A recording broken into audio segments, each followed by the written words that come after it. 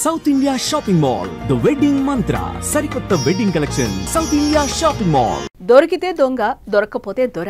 ఇది Kingfisher airlines అధినేత విజయ్ మాల్యా విషయంలో కరెక్ట్ గా సెట్ అవుతుంది.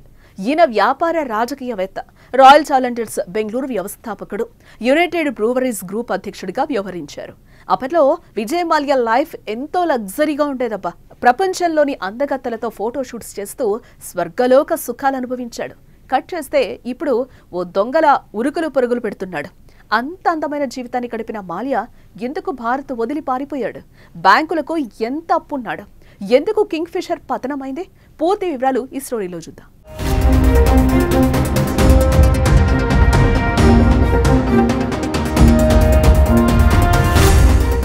బ్యాంకుల్లో కోట్ల అప్పు తీసుకుని వాటిని తీర్చకుండా ఎగ్గొట్టి విదేశాలకు పారిపోయిన వారి లిస్టు తీస్తే విజయ్ మాల్యా ముందుంటాడు. ఎందుకంటే మాల్యా వందలు కాదు వేలల్లో అప్పులు తీసుకుని ముఖం చాటేసినట్లు ఆరోపణలున్నాయి.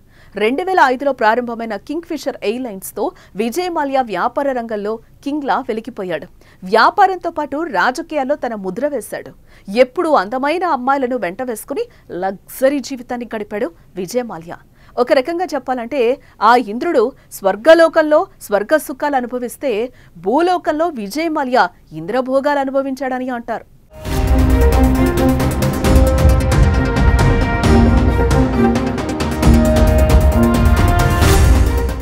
జీవితంలో ఎలాంటి వారికైనా ఒక దశలో కష్టాలు వస్తాయి. 2008 గ్లోబల్ ఆర్థిక సంక్షోభం కారణంగా మాల్యా తీవ్ర ఆర్థిక ఇబ్బందుల్లో పడ్డాడు. కింగ్ఫిషర్ 2012లో కార్యకలాపాలు నిలిపేశాడు. 2016లో అతను భారతదేశం నుంచి లండన్కి వెళ్లాడు. అప్పటి నుంచి యూకేలో నివసిస్తున్నాడు. అయితే విజయ్ మాల్యా భారత్ని వీడే నాటికి బ్యాంకులకు ఏకంగా 9,000 కోట్లకు పైగా రుణాలు ఇవ్వాల్సిందని టాక్. ఆయనపై ఆర్థిక మోసం, మనీ లాండరింగ్ ఆరోపణలున్నాయి. మాల్యా శుక్రవారం యూట్యూబర్, పారిశ్రామికవేత్త రాజ్ సామనీతో పాడ్కాస్ట్లో పలు కీలక విషయాలు వెల్లడించాడు. బ్యాంకుల్లో తను చేసిన అప్పులు, కింగ్ఫిషర్ ఎయిర్లైన్స్ ఫెయిల్యూర్, భారత్లో వ్యాపారంపై రాజకీయ జోక్యం, సీఎంలతో సంబంధాలు, ఎన్నికలకు నిధులు, ఇలా అనేక విషయాల గురించి చెప్పుకొచ్చాడు ఆయన.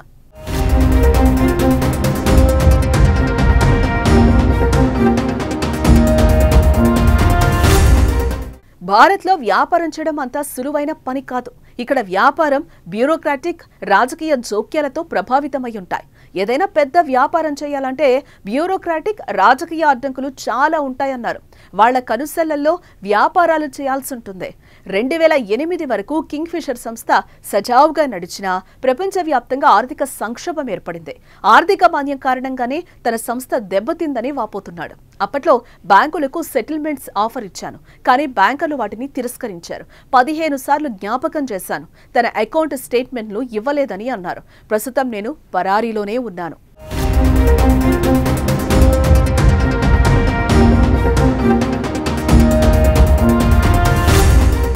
నేను విదేశాలకి పారిపోవాలని అనుకోలేదు. ఫస్ట్ ఇక్కడ బ్యాంకుల్ని సెటిల్ చేయాలని అనుకున్నాను. అయితే బ్యాంకులకు అప్పు చెల్లించాల్సిన విషయంలో నాకు అన్యాయం జరిగిందని విజయ్ మాల్యా అంటున్నాడు.